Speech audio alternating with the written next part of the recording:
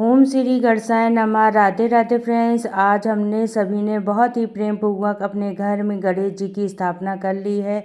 अब हम जानेंगे कि स्थापना के बाद हमें रोजाना पूजा कैसे करनी है।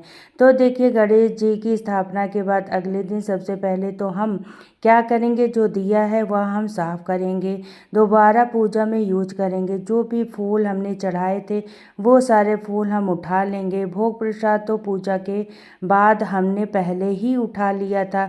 अगले दिन हमें जितने भी फूल हमने चढ़ाए थे वो सब उठा लेंगे। बहुत सावधानी पूर्वक उठाना है, क्योंकि ये मूर्ति हिलनी नहीं चाहिए। स्थापना के बाद मूर्तियों को हिलाना नहीं जाता है। साथ में दुर्वा घास भी हम उठा लेंगे। अब यह जो चीज़ हमारे सारे फूल और दुर्वा घास उठा लिया, इसको आप किसी भी गमले में रख सकते हैं, खाद बन जाएगा। या इकट्ठा करके आप जब विसर्जन के लिए जाए तो ये सारी चीज़ें एक साथ लेकर चले जाइएगा। तो यहाँ पर हमने दुर्वा घास और फूल उठा लिया है। उसके बाद सावधानी पूर्वक हमें चौकी को साफ करेंगे। मूर्तियों के आसपास साफ नहीं करना है, बाकी हर जगह आपको साफ कर लीजिएगा, क्योंकि मूर्तियाँ हिलनी नहीं चाहिए। कलश भी हमें नहीं हिलाना है। इसके बाद पूजा शुरू करेंगे। तो सबसे पहले जल के छींटे लगा के भाव रूप से हम सभी को स्नान करा लिए हैं। उसके बाद हम देसी घी का दीपक जलाएंगे।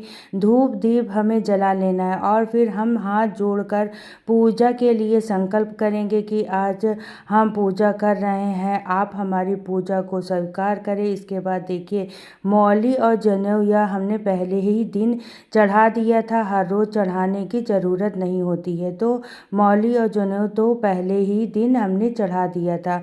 उसके बाद रोजाना हमें रोली से तिलक करना है और मूर्तियाँ हिलनी नहीं चाहिए।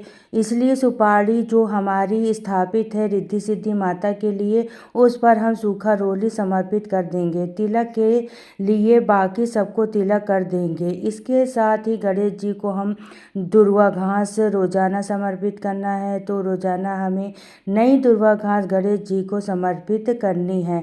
आप एक बार लाकर फ्रिज में रख सकते हैं, रोजाना समर्पित कर सकते हैं।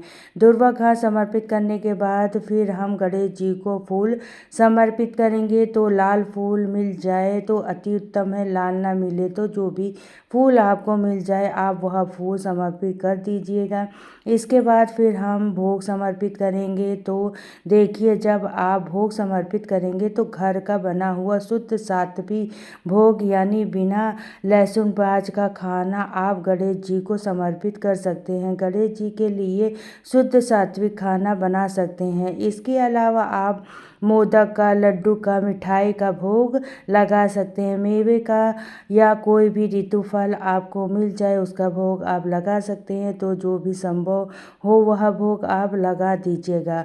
भोग के साथ हमें जल जरूर से समर्पित करेंगे। तो यहाँ पर हमने 1 लोटा जल चढ़ा दिया। फिर हम हाथ जोड़कर गणेश जी को भोग ग्रहण करने के लिए ये निवेदन करेंगे। इसके बाद हम प्रेम पूर्वक आरती करनी है। आप चाहें तो आप कपूर से भी आरती कर सकते हो, या जो भी दीपक आपने जलाया है उससे भी आप आरती कर सकते हो। तो बहुत ही प्रेम पूर्वक यहाँ पर हमें गणेश जी की जय गणेश जय गणेश जय गणेश देवा वाली आरती कर लेंगे।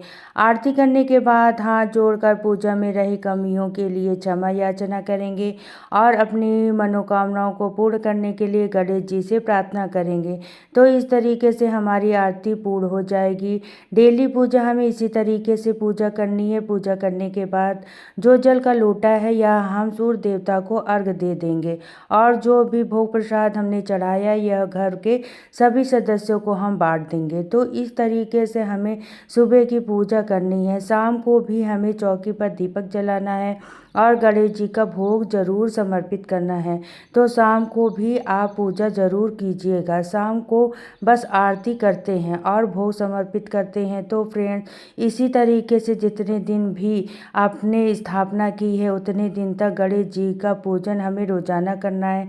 बाद में गणेश जी का विसर्जन कैसे करना है, घर पर विसर्जित कैसे कर सकते हैं, बाहर विसर्जन कैसे करते हैं, इसका वीडियो भी मेरे चैनल पर है, आप वहां से देख सकते हैं। सुखकर्ता विघ्नहर्ता गणेश जी आप सभी के जीवन में खुशहाली लेकर आए, इसी कामना के साथ फिर मिलते हैं नेक्स्ट वीडियो में। तो सभी को राधे राधे, जय श्री कृष्णा, ओम श्री गणेशाय नमः।